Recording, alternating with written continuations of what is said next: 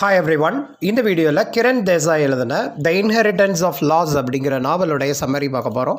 அதுக்கு முன்னாடி நம்ம சேனலை சப்ஸ்கிரைப் பண்ணிடுங்க. மறக்காமல் பக்கத்தில் இருக்கிற பெல் ஐக்கானை கிளிக் பண்ணுங்கள். அப்போ தான் நான் போடுறேன் நிறைய வீடியோஸுடைய நோட்டிஃபிகேஷன் உங்களுக்கு வரும்.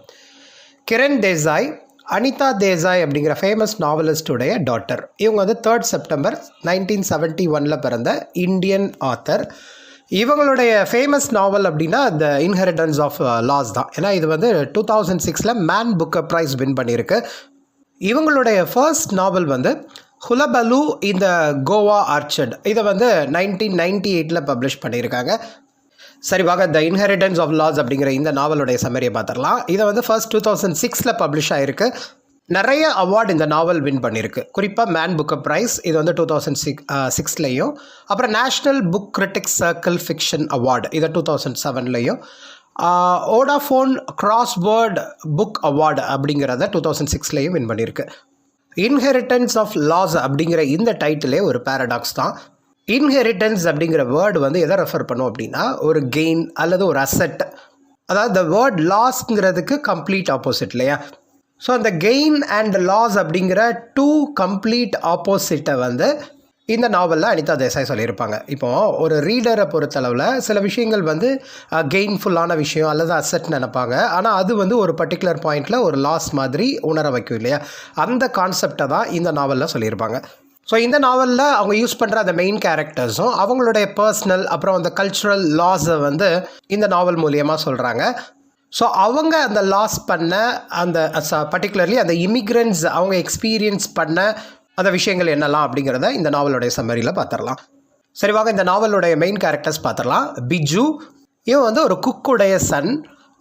நியூயார்க் சிட்டிக்கு ட்ராவல் பண்ணி போகிறாரு. எதுக்காகனா நிறைய அமௌண்ட் ஏர்ன் பண்ணணும், தன்னுடைய ஃபேமிலியுடைய ஃப்யூச்சர் ஜெனரேஷன், தன்னுடைய ஜாப் வந்து பெட்டர் பொசிஷனில் வரணும், நிறைய ஏர்ன் பண்ணணுங்கிறதுக்காக தான் பிஜு வந்து நியூயார்க் சிட்டி போகிறாரு. ஏர்லி 20s இருக்கிற ஒரு கேரக்டர், அன்டாக்குமெண்டட் இமிக்ரண்ட் அப்படின்னு பிஜுவை சொல்கிறாங்க. ஒரு ரெஸ்டாரண்ட் பிஸ்னஸில் ப்ராப்பர் இமிக்ரேஷன் கிளியரன்ஸ் இல்லாமல் பிஜு வந்து யுனைடெட் ஸ்டேட்ஸில் ஒர்க் பண்ணுறாரு. நெக்ஸ்ட் கேரக்டர் சாய், ஜட்ஜுடைய கிராண்ட் டாட்டர். ஜட்ஜுடைய நேம் வந்து ஜெமு பாய் அல்லது ஜெமு அப்படின்னு சொல்கிற மாதிரி இருக்கும். ஃப்ளாஷ்பேக் சீக்வென்ஸில் நிறைய வந்திருக்கும். இவர் யாருன்னா அந்த சோ ஓயூ அப்படிங்கிற பிளேஸில் இருக்கிற ஒரு ஹவுஸுடைய ஒரு ஹெட். இவர் தான் ஜட்ஜு. ஸோ அவருடைய டாக்டர் தான் நம்ம சாய்.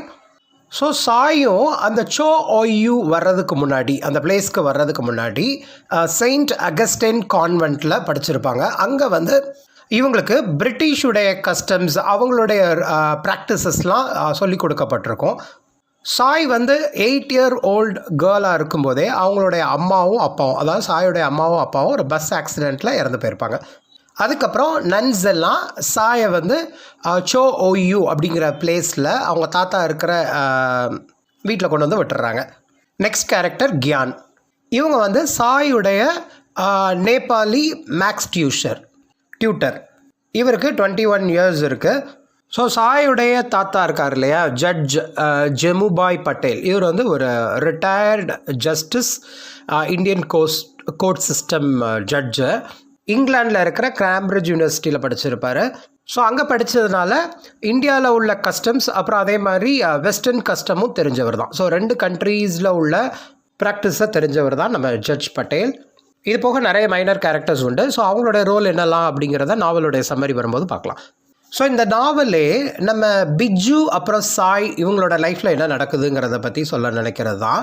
இந்த பிஜு வந்து ஒரு இந்தியன் குக்குடைய பையன் சொன்னேன் இல்லையா, இவர் வந்து யுனைடெட் ஸ்டேட்டஸில் இல்லீகலாக அங்கே ஒர்க் பண்ணிகிட்டு இருக்காரு. ஸோ அவரோட லைஃப்பையும், சாய் வந்து ஒரு ஆர்ஃபன். ஏன்னா அவங்க அப்பா அம்மா வந்து அவங்க சின்ன வயசில் இருக்கும்போது ஆக்சிடெண்ட்டில் இறந்துட்டாங்கன்னு சொல்லிட்டேன் இல்லையா.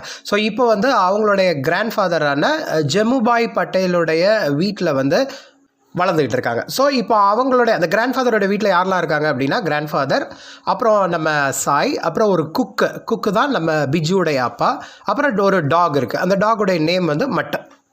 ஸோ அந்த நாவல் எப்படி பிகின் ஆகுது அப்படின்னா 1986 February monthல ஒரு north eastern part of India, அதாவது நேபாள் பக்கத்தில் இருக்கிற ஒரு பார்டர், இந்தியன் பார்டரில் இந்த நாவல் பிகின் ஆகுது. அங்கே நம்ம சாய் வந்து ஒரு டீனேஜ் கேர்ள். இவங்க வந்து தன்னுடைய தாத்தாவான ஜட்ஜ் பட்டேல் அவர் கூட வந்து லிவ் பண்ணுறாங்க. அவருமே இந்தியன் சிவில் சர்வீஸ்லேருந்து ரிட்டையர்டான ஒரு பர்சன். பேரலாக பிஜு இவர் யாருன்னா ஜட்ஜுடைய குக்கு, அவருடைய சன்னுன்னு சொன்னேன் இல்லையா. ஸோ இவர் வந்து ஒரு யங் மேன் யுனைடெட் ஸ்டேட்ஸில் ஒரு இல்லீகல் இமிக்ரெண்ட்டாக ரெஸ்டாரண்ட்டில் ஒர்க் பண்ணிகிட்டு இருக்காரு. ஸோ இதுதான் ப்ரெசன்ட் சுச்சுவேஷன். நிறைய விஷயங்கள் வந்து ஃப்ளாஷ்பேக்கில் சொல்லப்பட்டிருக்க மாதிரி இருக்கும். இந்த நாவலுடைய பிகினிங்கில் நம்ம ஜட்ஜும் அவருடைய கிராண்ட் டாட்டரான சாயும் அவங்களுடைய வீட்டில் வராண்டாவில் உட்காந்து டைம் ஸ்பெண்ட் பண்ணிகிட்டு இருக்காங்க. அதாவது அந்த சோ ஓ யூ அப்படிங்கிற பிளேஸில் உள்ள வீட்டில் உட்காந்து அவங்க டைம் ஸ்பெண்ட் பண்ணிகிட்டு இருக்கும்போது அந்த குக் வந்து டீ மேக் பண்ணி கொடுக்குறாங்க. பக்கத்தில் வந்து ஜட்ஜோடைய அந்த டாகும் இருக்குது.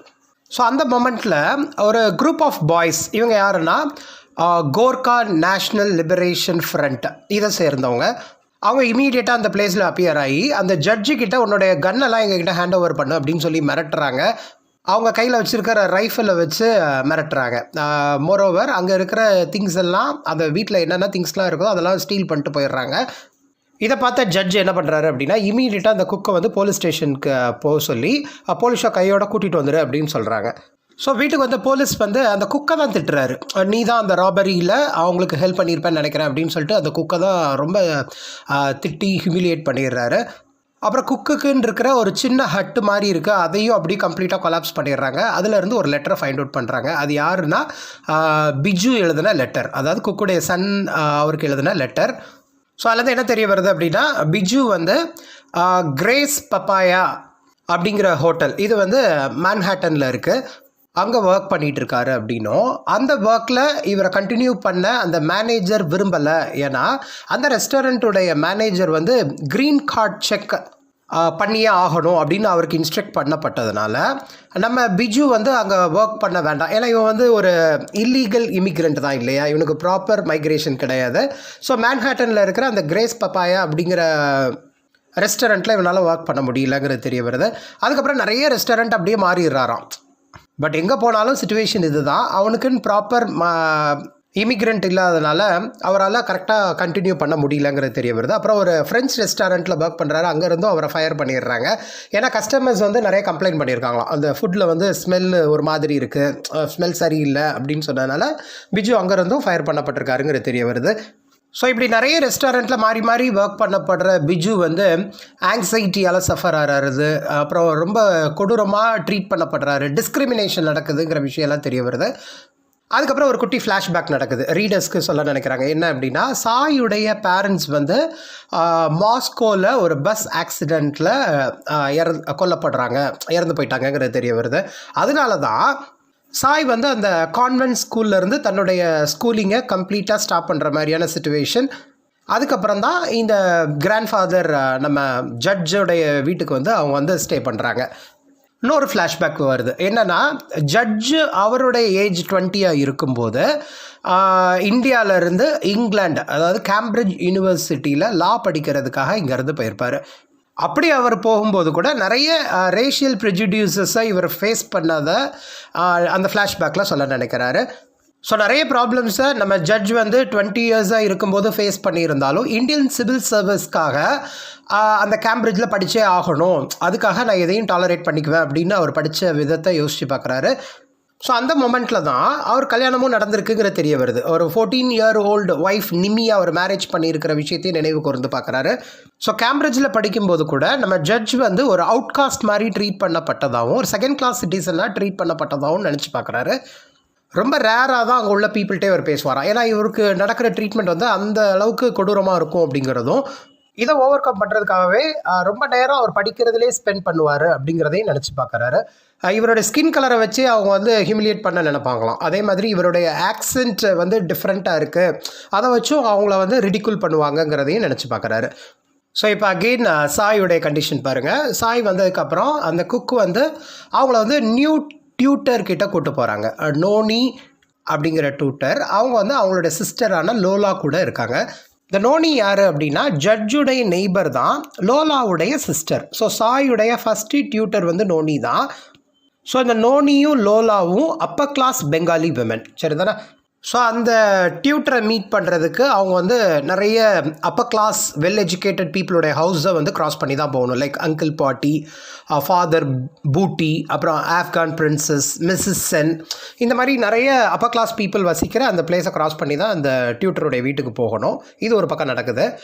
இப்போது பிஜுவோடைய லைஃப்பில் பார்த்துட்டோம் அப்படின்னா, அமெரிக்காவில் செகண்ட் இயர் பிஜு கண்டினியூ பண்ணுறாரு ஒரு இட்டாலியன் ரெஸ்டாரண்ட்டில். அங்கேயுமே அவர் ஃபயர் பண்ணப்படுறாரு. என்ன ரீசன் அப்படின்னா, அந்த இட்டாலியன் ரெஸ்டாரண்ட்டோடைய ஓனர் வந்து பிஜு வந்து அவங்ககிட்ட ஒரு பேட் ஸ்மெல் வருது அப்படிங்கிறத பிலீவ் பண்ணி அவனை அந்த ரெஸ்டாரண்ட்லேருந்து துரத்தி விட்டுறாரு. அதுக்கப்புறம் என்ன பண்ணுறான், ஒரு சைனீஸ் ரெஸ்டாரண்ட்டில் ஒரு ஜாப் கிடைக்குது. ஸோ அங்கே அவனுடைய ஒர்க் என்ன அப்படின்னா, பைசைக்கிளில் ஃபுட்டை டெலிவர் பண்ணணும். ஸோ அந்த ஒர்க்கில் இருந்தும் என்ன ரீசனுக்காக ஃபயர் பண்ணப்பட்டிருப்பான் அப்படின்னா, அது வந்து வின்டர் சீசன், ரொம்ப ஃப்ரீஸ் ஆகிற ஒரு சீசன் தான். அங்கே அவன் வந்து சைக்கிளில் போய் தான் ஃபுட்டை டெலிவரி பண்ணணும்னு சொன்னான் இல்லையா. ஸோ அவன் டெலிவர் பண்ணுற டைமில் வந்து அந்த ஃபுட்டு வந்து ஹாட்டாக இல்லை, ரொம்ப கோல்டாகிடுது அப்படிங்கிற காரணத்துக்காக அந்த சைனீஸ் ரெஸ்டாரண்ட்டில் இருந்தும் ஃபயர் பண்ணியிருப்பாங்க. ஸோ இப்போ வந்து பிஜு வந்து ஹேர்லம் அப்படிங்கிற ஒரு பிளேஸில் ஒரு பேஸ்மெண்ட்டில் தங்குற மாதிரியான சிச்சுவேஷன். ஏன்னா அந்த பேஸ்மெண்ட்டில் வந்து இவனை மாதிரி நிறைய அன்டாக்குமெண்டட் இமிக்ரெண்ட்ஸ் ஒரு ரொம்ப பேத்தட்டிக்கான கண்டிஷனில் தன்னுடைய லைஃப்பை லீட் பண்ணுறாங்க. அவங்களோட ஒன்றா பிஜுவும் தங்கிக்கிறான். இப்போ அகெயின் இன்னொரு ஜாப் அவனுக்கு கிடைக்கிது. எங்கன்னா குயின் ஆஃப் டாட்ஸ் பேக்கரி அப்படிங்கிற ஒரு பேக்கரியில் வந்து இவனுக்கு இன்னொரு ஜாப் கிடச்சிருது. இப்போ நம்ம ஜட்ஜுடைய வீட்டில் இங்கே இந்தியாவில் வச்சுக்கோங்க. இங்கே வந்து குக் வந்து ரொம்ப அஷேம்டாக ஃபீல் பண்ணுறாரு. என்ன அப்படின்னா, இவ்வளோ வருஷமாக நான் இங்கே ஒர்க் பண்ணியும் இந்த ஜட்ஜு வந்து நம்மளை ரொம்ப புவராக ட்ரீட் பண்ணுறாரு அப்படின்னு நினைக்கிறாரு. இருந்தாலும் அந்த சாய், அந்த கிராண்ட் டாட்டர் இருக்காங்க இல்லையா, அவங்கக்கிட்ட வந்து ஜட்ஜுடைய வெல்த்து, அப்புறம் அவங்களுடைய சோஷியல் ஸ்டேட்டஸை பற்றி ரொம்பவே எக்ஸாஜுரேட் பண்ணுறாரு. பட் ரியலாகவே ஜட்ஜு வந்து ஒரு பெசன்ட் காஸ்ட்டை சேர்ந்தவர் தான், அந்த ஃபேமிலியில் சேர்ந்தவர் தான். அவங்களுடைய அப்பா வந்து நிறைய பணம் சேர்த்து வச்சுருந்ததுனால அவரை வந்து மிஷன் ஸ்கூலுக்கு அனுப்பி படிக்க வச்சுருந்துருக்காரு. ஸோ அப்படி அவருடைய ஃபேமிலியிலேருந்து ஸ்கூலில் படித்து ஒரு பெரிய பொசிஷனுக்கு வந்தவர் தான் நம்ம ஜட்ஜு. அதுக்கப்புறம் கேம்பிரிட்ஜ் அட்டன் பண்ணியிருக்காரு, அங்கே உள்ள எக்ஸாம்ஸ்லாம் பாஸ் பண்ணியிருக்காரு. அதுக்கப்புறம் இந்தியன் சிவில் சர்வீஸில் ஜாயின் பண்ணியிருக்காரு. ஸோ ஒரு பெரிய பொசிஷனில் இருந்தவர் தான் ஜட்ஜு. ஏன்னா இந்தியா ஃபுல்லாக சுற்றியிருக்காரு. ஏன்னா அவருடைய இந்தியன் ரீஜனல் லாங்குவேஜஸ்லாம் நிறைய தெரியல அப்படின்னா கூட அவர் வந்து நல்ல படித்தே முன்னேறினவர் தான் அப்படிங்கிற மாதிரி நம்ம குக் வந்து சாய்கிட்ட சொல்கிறாங்க. இப்போ சாய்க்கு வந்து 16 இயர்ஸ் ஆயிடுது.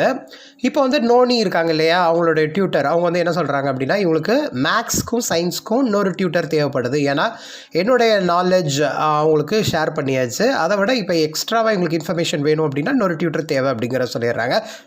இதை கேட்ட ஜட்ஜு வந்து அங்கே இருக்கிற ஒரு லோக்கல் காலேஜில் உள்ள பிரின்ஸிபல் கிட்ட ஏதாவது ஒரு டீச்சர் அல்லது ஒரு கிராஜுவேட்டை வந்து இவங்களுக்கு ரெக்கமெண்ட் பண்ண முடியுமா, என்னுடைய கிராண்ட் டாட்டர் சாய்க்கு ரெக்கமெண்ட் பண்ண முடியுமா அப்படின்னு சொல்லி கேட்கும்போது 20 இயர் ஓல்டான கியான், அப்போ தான் கிராஜுவேட் ஆகிருப்பார், ஜாப் தேடிட்டு இருக்கிற அந்த கியானை வந்து இவங்களுக்கு டியூட்டராக ஃபிக்ஸ் பண்ணிடுறாங்க. இவர் வந்து ஒரு நேபாளி மேக்ஸ் டியூட்டர். ஸோ மேக்ஸுக்கும் ஃபிசிக்ஸுக்கும் கியானை ஃபிக்ஸ் பண்ணிடுறாங்க. கொஞ்ச நாளே ரெண்டு பேருமே க்ளோஸ் ஆகிடுறாங்க. இப்போ பிஜுவோடைய லைஃப்பை பார்க்கலாம். குயின் ஆஃப் டாட்ஸ் அப்படிங்கிற அந்த பேக்கரியில் பிஜு வந்து ஒரு முஸ்லிம் மேன், அவருடைய நேம் வந்து சாயித் ஜான்சிபார்லேருந்து வந்திருப்பார். அவரை மீட் பண்ணுறாங்க. இந்த சாயித் இருக்கார்ல, இவர் வந்து ரொம்ப கிளவர், ஃப்ரெண்ட்லியான கேரக்டர், அப்புறம் வந்து ரொம்ப அட்ராக்டிவான பர்சனாலிட்டியும் கூட. ஒரு அமெரிக்கன் விமனை மேரேஜ் பண்ணது மூலயமா க்ரீன் கார்டு கூட இவருக்கு டெம்பரரியாக கிடச்சிருக்கும். ஸோ அந்த சாயித் கிட்ட பிஜு வந்து நிறைய விஷயம் ஷேர் பண்ணுறாரு. ஸோ நிறைய ப்ரிஜுடியூசஸை ஷேர் பண்ணுறாரு. குறிப்பாக பாகிஸ்தான்லேருந்து வர்ற பீப்புள் மேலே தப்பான ஒப்பீனியன் வைக்கிறாங்க, அது ஏன் அப்படின்னு சொல்லி கேட்குறாரு. அதே மாதிரி நிறைய எத்னிசிட்டி சேர்ந்த பீப்புள் மேலே கூட தப்பான ஒப்பீனியன் இருக்குது. குறிப்பாக நாங்கள் வந்து எந்த தப்பும் நாங்கள் பண்ணதில்லை, யாருக்கும் பண்ணதும் இல்லை, இந்தியாவுக்கும் பண்ணதில்லை. ஆனால் ஒயிட் பீப்புள் நிறைய பண்ணியிருக்காங்க, அந்தளவு கூட நாங்கள் எதுவுமே பண்ணதில்லை. ஏன் இந்த மாதிரியான ப்ரிஜுடியூஸ், தப்பான ஒப்பீனியன் இருக்குது அப்படிங்கிற மாதிரி பிஜு வந்து சாயித் கிட்ட ஷேர் பண்ணுறாரு.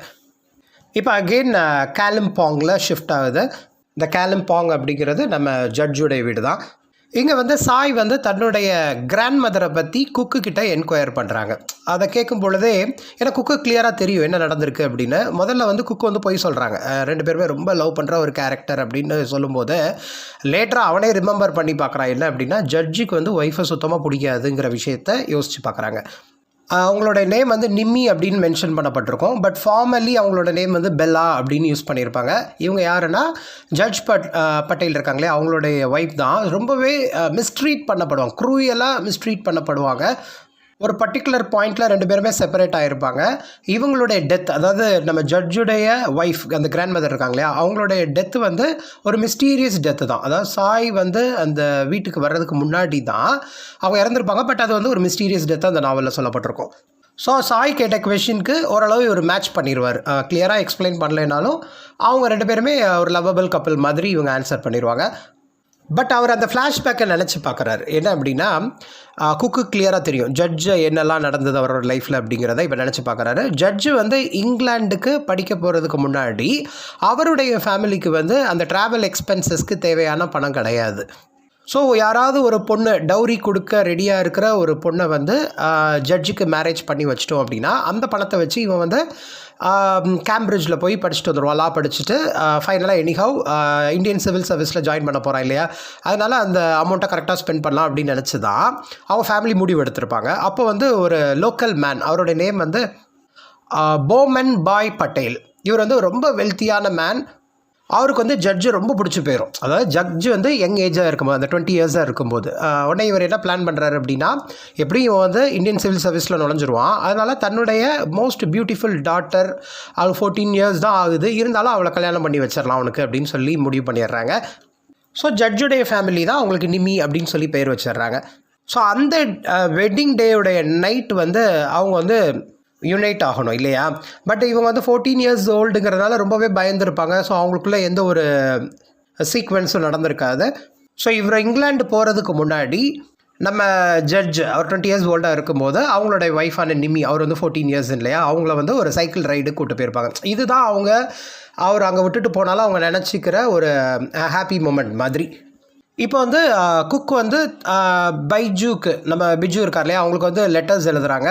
அந்த லெட்டரில் என்ன மென்ஷன் பண்ணியிருப்பாங்க அப்படின்னா, நிறைய பேர் இந்த மாதிரி அமெரிக்கா வரதுக்கு ட்ரை பண்ணிகிட்டு இருக்காங்க, நீ கொஞ்சம் ஹெல்ப் பண்ணுன்னு சொல்லி எழுதியிருப்பாங்க. இந்த விஷயத்தை பார்க்கும்போது பிஜு வந்து ரொம்ப ஹாப்பியாக ஃபீல் பண்ணுவான். ஓ, நம்மளுடைய ஹெல்ப்பை கூட நிறைய பேர் எதிர்பார்த்துட்டு இருக்காங்க, நம்ம உதவி செய்வோன்னு எதிர்பார்க்குறாங்க அப்படின்னு சொல்லி எதிர்பார்ப்பான்.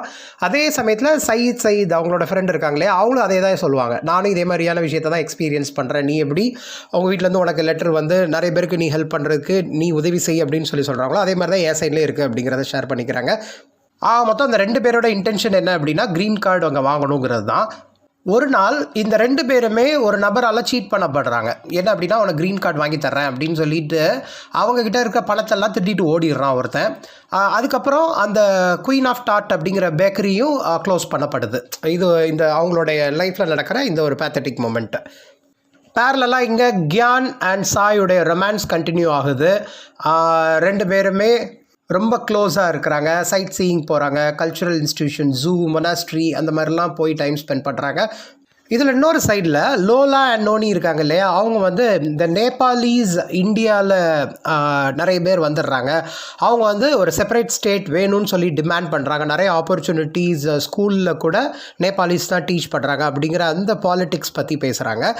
இதே மாதிரி மிஸ்ஸஸ் சென் அப்படிங்கிற ஒரு கேரக்டர் வந்து பாகிஸ்தானிஸோடைய இன்ஃப்ளூயன்ஸை பற்றி பேசுகிறாங்க. அவங்களுக்கும் இதே மாதிரி தான் விஷயங்கள் நடக்குது அப்படிங்கிறத பற்றி பேசுகிறாங்க.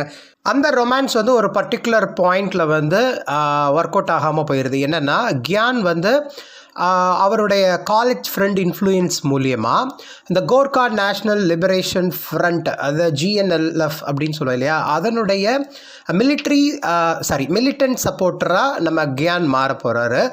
ஸோ ஒரு பர்டிகுலர் பாயிண்டில் சாய்கிட்ட சொல்கிறாரு, இந்த கிறிஸ்மஸ் செலிப்ரேஷன் கூட நீங்கள் வந்து வெஸ்டர்னை ஃபாலோ பண்ணுறீங்க, நீங்கள் வந்து ஒரு காப்பி கேட் மாதிரி தான் அப்படின்னு சொல்லிடுறாங்க.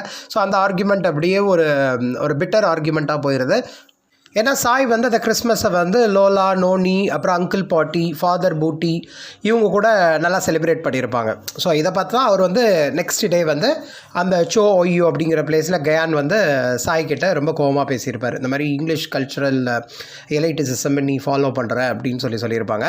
இது ஒரு பக்கம் நடக்கும்போது நம்ம பிஜுவுடைய லைஃப்பில் வந்து இப்போ அவர் வந்து பிரிகெட்ஸ் அப்படிங்கிற ரெஸ்டாரண்ட்டில் ஒர்க் பண்ணுறாரு. பட் ரொம்ப அன்ஹாப்பியாக தான் ஃபீல் பண்ணுறாரு. ஏன்னா அவருக்கு வந்து அவருடைய வேல்யூஸை ரீட்டைன் பண்ண முடியல அப்படின்னு நினைக்கிறாரு. ஸோ அங்கேருந்து குவிட் பண்ணிவிட்டு காந்தி கேஃப் அப்படிங்கிறதுல போய் ஒர்க் பண்ணுறாரு. அதை வந்து ரன் பண்ணுறது யார் அப்படின்னா ஹரிஷ் ஹாரி அப்படிங்கிறவர். அவர் வந்து அவருடைய ஸ்டாஃபை வந்து பேஸ்மெண்ட்டில் வாழ்ந்துக்கோங்க அப்படின்னு சொல்லி ஒரு ஸ்பேஸ் கொடுக்குறாரு. அது வந்து கிச்சன் கீழே இருக்குது. பட் இருந்தாலும் அவர் கொடுக்குற வேஜ் வந்து ரொம்ப மினிமல் வேஜாக தான் இருக்குது. ஸோ இப்போ குக் வந்து பைஜு இருக்கான் இல்லையா, அந்த பிஜு அவனை அப்ராட் சென்ட் பண்ணுறதுக்கு என்னென்ன விஷயம்லாம் செஞ்சோம் அப்படிங்கிறத திங்க் பண்ணி பார்க்குறாங்க. ஃபர்ஸ்ட் அட்டெம்ப்ட் என்ன அப்படின்னா, அவனை வந்து ஒரு க்ரூஸ் ஷிப் அதில் இன்டர்வியூ பண்ணப்பட்டு அதில் ஜாயின் பண்ணுற மாதிரி சுச்சுவேஷன் அமைஞ்சிருக்கும். அங்கே வந்து 8,000 rupees ப்ராசஸிங் ஃபீயாக அவங்க பே பண்ணியிருப்பாங்க. ட்ரைனிங்காக அவளை பே பண்ணணும்னு சொல்லியிருப்பாங்க. பட் லேட்டராக தான் தெரிய வரும் அது வந்து ஸ்கேம் அப்படின்னு தெரிய வருது, அதை ஏமாற்றிட்டாங்க அப்படின்னு தெரியுது. அதுக்கப்புறம் தான் செகண்ட் அட்டெம்ப்ட் தான் இந்த டூரிஸ்ட் விசா அப்ளை பண்ணுறது, இதை நினச்சி பார்க்குறாங்க. அதுக்கப்புறம் அந்த காந்தி கேஃபில் வந்து ஒரு 3 yearsஆக பிஜு வந்து ஒர்க் பண்ணுறான். அதுக்கப்புறம் அவனோட விசா வந்து அப்ரூவ் பண்ணப்படுது. பிஜு வந்து இப்போது ஹாரி இருக்கார் இல்லையா, அந்த ஓனர், அவர்கிட்ட டாக்டருக்கு பே பண்ணுங்க அப்படின்னு சொல்லும்போது அவன் வந்து ரெஃப்யூஸ் பண்ணியிருப்பார். இதை பார்த்து கோவமான பிஜு வந்து மெடிக்கல் கேருக்காக என்னை இந்தியாவே அனுப்பிடுங்க, நான் இந்தியாவே போயிடுறேன் அப்படின்னு சொல்லி முடிவெடுத்துட்றான். இப்போ நரேஷன் வந்து அந்த ப்ரெசன்ட் பார்ட்டுக்கு வந்துடுது. என்னென்னா, அந்த ஜட்ஜுடைய கன்னை வந்து GNLF அந்த குரூப்பை சேர்ந்த பாய்ஸ் வந்து திருடிட்டாங்க இல்லையா, அந்த விஷயம். அது கொஞ்ச நாள் கழித்து போலீஸ் வந்து சிவியாக ஒருத்தரை பிடிச்சி பீட் பண்ணுறாங்க. இது ஒரு பக்கம் நடக்குது. அதே மாதிரி அமெரிக்காவில் வந்து பிஜு வந்து இந்த நேபாளிஸுடைய ஸ்ட்ரைக் நடக்குது அப்படிங்கிற விஷயம் தெரிய வருது. உடனே அந்த குக்கு கால் பண்ண நினைக்கிறாங்க. அவங்களுக்குள்ளே நடக்கிற கான்வர்சேஷனில் என்ன ஃபீல் ஆகுது அப்படின்னா, அந்த ஸ்ட்ரைக் வந்து கலிம்போங் அப்படிங்கிற பிளேஸில் இன்னும் கண்டினியூ ஆகுது அப்படின்னும், நேபாளிஸ் நிறைய பேர் வந்து லோலா அண்ட் நோனி ப்ராப்பர்ட்டியில் டென்ட் போட்டு இருக்காங்க அப்படிங்கிறது தெரிய வருது. ஸோ இதை தான் கோர்கா இன்சர்ஜென்சி அப்படின்னு சொல்கிறாங்க. அது வந்து அந்த நேபாளிஸ் வந்து அவங்களோட ரைட்ஸ்க்காக ஃபைட் பண்ணுற இந்த விஷயம் அங்கே நடக்குது. ஃபைனலி ஒரு கயாட்டிக் சிச்சுவேஷன் நடக்குது. என்ன அப்படின்னா, கேஸ், வாட்டர், எலக்ட்ரிசிட்டி இதெல்லாம் அப்படியே கம்ப்ளீட்டாக கட் ஆஃப் பண்ணிடுறாங்க. ஏன்னா அவங்களுக்கு என்ன சொல்லிடுறாங்க அப்படின்னா, இந்தியாவில் அதாவது வசிக்கிறது வந்து இல்லீகலான விஷயம், உங்களுக்கு 2 வாரம் டைம் தருவோம், அதுக்குள்ளே உங்கள் ஊருக்கு நீங்கள் போயிடணும் அப்படிங்கிற மாதிரி அந்த கோர்கா இன்சர்ஜென்சி பீரியடில் டிக்ளேர் பண்ணப்படுது. ஸோ இதில் என்ன விஷயங்கள்லாம் நடக்குது அப்படின்னா, லோலா, நோனி அந்த 2 எல்டர் சிஸ்டர்ஸ், அவங்க கல்கத்தாவிலேருந்து வந்தவங்க, அவங்களுக்கு சரியான பிளேஸ் இல்லாமல் அவங்க தவிக்கிறாங்க. அதே மாதிரி சாயும் கியானும் 2 பேரும் க்ளோஸாக லவ் பண்ணவங்க தான். பட் அவங்களால கரெக்டாக ஒரு முடிவுக்கு வர முடியல இல்லையா, ஏன்னா இந்த பொலிட்டிக்கல் சினாரியோ அந்த மாதிரி ரொம்ப டிஃபிகல்ட்டாக இருக்குங்கிறது ஒரு பக்கம் நடக்குது. அதே மாதிரி நியூயார்க் சிட்டியில் வந்து நம்ம பிஜு வந்து ரொம்ப லோன்லியாகவும் ஹோப்லெஸ்ஸாகவும் இருக்கார். ஸோ தன்னுடைய அப்பாவுடைய சிச்சுவேஷன் அங்கே ரொம்ப ஒஸ்ட்டாக இருக்குங்கிறத உணர்ந்த பிஜு வந்து இந்தியாவுக்கு ரிட்டர்ன் ஆகணும் அப்படின்னு சொல்லி முடிவெடுக்கிறாரு. ஸோ இந்த நாவலுடைய முடிவில், அதாவது கன்க்ளூடிங் சாப்டர்ஸில் வந்து அந்த ஜட்ஜ் பட்டேல் வந்து ரொம்ப சேட் ஆயிடுறாரு. ஏன்னா அவருடைய டாக் மட்டும் வந்து கடத்தப்பட்டிருக்கு. பிஜு வந்து தன்னுடைய ஹோம்லேண்ட், அதாவது இந்தியாவுக்கே ரிட்டர்ன் ஆகிறாரு. ரொம்ப டிஃபிகல்ட்டான அந்த கோக்ரா இன்சர்ஜென்சி பீரியடில் ரிட்டர்ன் ஆகிறாரு. நிறைய டிஃபிகல்ட்டிஸ் இங்கேயும் ஃபேஸ் பண்ணுறாரு. இருந்தாலும் இந்த ஜட்ஜுடைய டாக் மட்டும் வந்து திருடப்பட்டிருக்கு இல்லையா, அதுக்காக அந்த குக்கை தான் ப்ளேம் பண்ணுறாரு ஜட்ஜு. அவரை கொலை பண்ணிடுவேன் அப்படிலாம் மிரட்டுறாரு. இருந்தாலும் குக் என்ன சொல்கிறாரு அப்படின்னா, நீங்கள் என்னை அடிங்க அப்படின்னு சொல்லிட்டு கொடுக்குறாரு. அப்போ ஜட்ஜுமே அவர் வச்சுருக்க அந்த ஸ்லிப்பரால் அவரை குக்கை அகெயின் அண்ட் அகெயின் பீட் பண்ணுறாரு. அங்கே வந்த சாய் வந்து இதை ஸ்டாப் பண்ணுங்க அப்படின்னு சொல்லி திட்டுறாரு. அதை சாய் திட்டினதுக்கப்புறம் அவங்க தாத்தா வந்து அடிக்கிறத விட்டுடுறாங்க. அதுக்கப்புறம் குக்கை வந்து நீங்கள் போய் டீ ப்ரிப்பேர் பண்ணுங்கள் அப்படின்னு சொல்லிடுறாங்க. அந்த மொமெண்ட் வந்து ஒரு கேட் சத்தம் கேட்குறாங்க, கேட் அசைகிற சத்தம் கேட்குது. இந்த குக்கு வந்து போய் ஓப்பன் பண்ண பார்க்குறாங்க. அங்கே யார் இருக்காருன்னா அவருடைய சன் பிஜு இருக்கிறாங்க. ஸோ இப்போ வந்து குக்கும் அவருடைய சன்னும் ரீயூனைட் ஆகிற மாதிரி இந்த நாவல் வந்து கம்ப்ளீட் ஆகும். ஸோ இந்த நாவலுடைய பேக்ட்ராப் வந்து அந்த கோர்கா லேண்ட் மூமெண்ட்டு தான். இதான் இந்த நாவலுடைய சம்மரி. ஸோ இந்த மாதிரி இங்கிலீஷ் லிட்ரேச்சர் ரிலேட்டட் வீடியோஸ் நிறைய பார்க்குறதுக்கு நம்ம சேனலை சப்ஸ்கிரைப் பண்ணியிருக்கேன். மறக்காமல் பக்கத்தில் இருக்க பெல் ஐக்கானை கிளிக் பண்ணுங்கள். அப்போ தான் நான் போடுற நிறைய வீடியோஸுடைய நோட்டிஃபிகேஷன் உங்களுக்கு வரும். தேங்க்யூ.